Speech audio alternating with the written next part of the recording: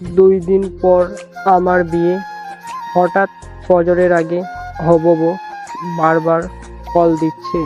কলটাকে receive করে বললাম, কি ব্যাপার, এত রাতে কল দিচ্ছ? কিছু কথা বলতাম আপনাকে, যদি কিছু মনে না করেন। বলো, কি বলবে? আচ্ছা, আপনার জানি বয়স কত? আমি বিভ্রান্ত হয়ে বললাম, আমার বয়স 20 বছর।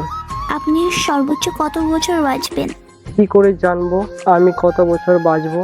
আল্লাহ যত বছর বাঁচিয়ে রাখবে তত বছর বাঁচবো।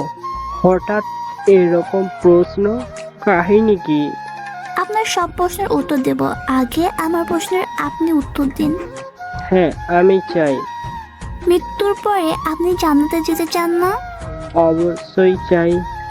যদি মৃত্যুর পরে জান্নাতে যেতে চান, তাহলে আল্লাহর দেখানো পথে আপনাকে চলতে হবে। তার দিনের জন্য কাজ করতে হবে, আল্লাহকে খুশি করতে হবে, তা নয় কি? এরকমই চাই। আপনি কি সেটা করছেন, নাকি সারাদিন ঘুরে বেড়াচ্ছেন এবং খাচ্ছেন? এই যে আমার হবু স্বামী, লজ্জা পেলেন বুঝি? হ্যাঁ হ্যাঁ। এখানে আর লজ্জার কিছু নেই। একটু পর ফজরের আজান দেবে, উঁচু করে নামাজ পড়ুন এবং আল্লাহর কাছে ক্ষমা চান। উজু করছি, নামাজ পড়তেছি। এই তো লক্ষ্মী ছেলের মতো কথা, নামাজ পড়ে আমাকে ফোন দেবেন, ঠিক আছে? হ্যাঁ ঠিক আছে।